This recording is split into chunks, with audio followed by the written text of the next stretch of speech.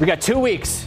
2 weeks from tonight, the NFL season begins, and now there's a bunch of wide receivers still looking for new contracts, including Ja'Marr Chase, who is holding in with the Bengals. For reference, Joe Burrow got a new deal done last year 3 days before the season opener, but Burrow was practicing with the team last offseason. Chase is not. Brandon Ayuk, CeeDee Lamb, the other wide receivers looking for new deals, or potentially, in Ayuk's case, a trade.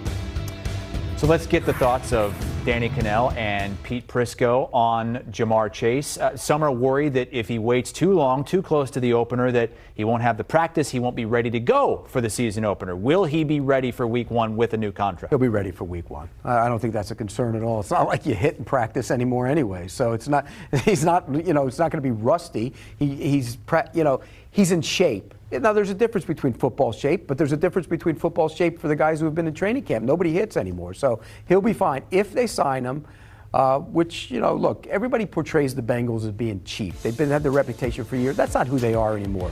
They used to criticize them for not having a big scouting staff. It's still not big, but they spend more money than Where should he slot in here with all these guys between 30? He's right behind. He's right behind Jefferson. You think he's behind? Really, number two? It might be 36. I mean, probably what the negotiation is about. He probably wants to be the new highest paid because of what we were talking about. It's whoever's the latest. Well, don't you remember a couple of years ago when we were in training camp, we went around and I asked both them who was better, and they kind of got a little standoffish about it. They didn't like it. Jefferson, to me, is a little bit better, but I could see where the money would be similar. But if you're asking me where he slots in on the receiver pecking order, he's right there behind. Yeah, I think he might just get a little bit more just to make a statement, especially if they do have any sort of beef or trash talk that's at stake. And it's usually how it works. The last guy. I'm with you. There's a lot of players, especially receivers, that don't play in the preseason very much. Maybe a series in the first game, then they kind of shut it down. And Chris, you mentioned Joe Burrow, signed 3 days before the season, but he was there. I think it's totally different with a quarterback because if he's at practice, he's the communicator. He's the one that's distributing the football, that's getting the timing and rhythm with the offensive line. So if he's not there, it's a huge deal. But a player like Chase, if he's not there, I think he steps in and he's ready to go. I will say this, though. This is a team that has started off slow due to injuries, over the past couple years. I do think there are teams, and the Chiefs took a lot of heat because of what happened to Hollywood Brown, but I do think some teams that take a little bit more of a physical approach to the preseason and play players a little bit more, they're able to start off faster. And it sometimes I think can be a huge advantage if you take that approach. It's worked out for the Chiefs the last couple of years. I would say so, yeah. I think so. Okay, so we think that Ja'Marr Chase will be back and ready to go. Joe Burrow, seemingly healthy. T. Higgins, also seemingly healthy. Pete, what's your overall outlook for the Bengals this season? They're going to be in the mix to win the division again. As long as Joe Burrow is playing quarterback, they're in the mix to win the division. Remember, when he went down at Baltimore, they were winning. They were in the game. I don't know if they were winning the game when he went down, but that was on the road at Baltimore against the Ravens, who ended up winning the division and being the number one seed in the AFC. So as long as he is on the field, they are, to me, the team. In fact, I'll probably pick him to win the division. I love Joe Burrow. I think he's one of those guys that elevates the team around him, and I think you'll see that this year. I mean, anytime he's started and finished a season, they've made it to the Super Bowl, right? I mean, or at least made it to the AFC Championship game. So I would tend to agree with you on that one. I think he's one of the top quarterbacks in the game. I feel like people are sleeping on him. I know the Ravens, Lamar coming off his second MVP, advancing felt like a letdown. Can they take down the Chiefs this year? I feel like people are sleeping on the Bengals. I mean, they're the team that's done it in Kansas City, and I don't think there's any reason to think they couldn't do it again. And they've improved the offensive line in front of him. That was always been a big problem in front of him, and it's not anymore. They've gotten bigger and stronger, and I think that'll show up in a big way. I think they're in for a big year. Mm-hmm. Let's use Joe Burrow as a jumping-off point for Pete's favorite game called Would You Rather. Pete always likes to play it. This is going to be quarterback related, Would You Rather. You do a little something differently offset. But, would you rather have, and let's just say for the next 5 years, okay? Would you rather have Joe Burrow or Josh Allen? And before I let you guys answer, you have to come to a consensus. You have to come to an agreement on your quarterback. That one's tough for me. Those are your two guys. It's easy. But I'm going to take Josh Allen. Oh, you were just waxing poetic about Joe Burrow and how you love him and how it's automatic and they're going to have a big year. It's going to be a long segment. Joe Burrow has done it without, he hasn't had to have a year where he had to have his, instantly came in, and if he wasn't hurt, he was good. Josh Allen took a couple years, got Stephon Diggs, his security blanket, and then all of a sudden, he doesn't have them anymore. So I think there are question marks if he can carry the team without a true alpha wide receiver. And I would say Joe Burrow, there is no question about what he can do. Your best ability is availability, and Josh Allen shows up every single week to play football. That's the difference. But in this game, you know this, you have to win from the pocket.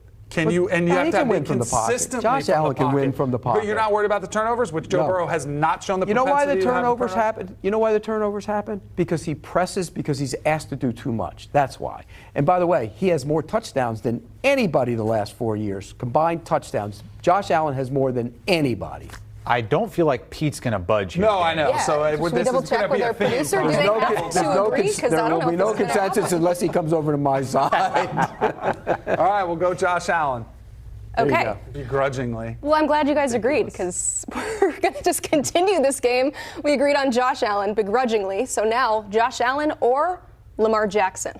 Who are you picking? Oh, that's easy for me. It's Josh Allen.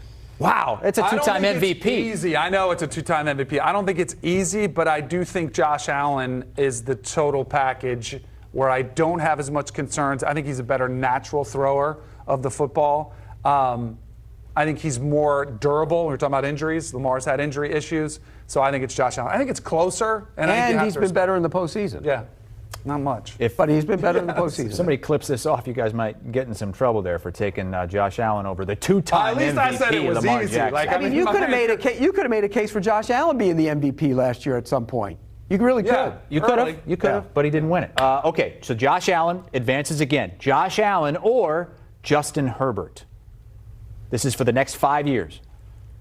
I'll stick with Josh Allen. Justin Herbert, to me, feels like a guy who's always been about the potential and the raw abilities, and he hasn't put it all together yet, as well as Josh Allen has. So I think Justin Herbert could be there. This one could be one where I feel in 5 years we might regret it. But from what I've seen already from Josh Allen versus what I haven't seen from Justin Herbert, I think it's Josh Allen. Plus, there's always the Harbaugh factor. What are we going to get from Justin Herbert playing in an offense that's, primarily a run-heavy offense? It's going to be a different. Will it make it better? I think we get more wins. Most importantly. Yeah, I'm not. That's not what I'm looking for. You're not looking for wins? I'm looking for quarterback play. He's a selfish guy. Well, I don't know if you're necessarily going to get more wins that way. True.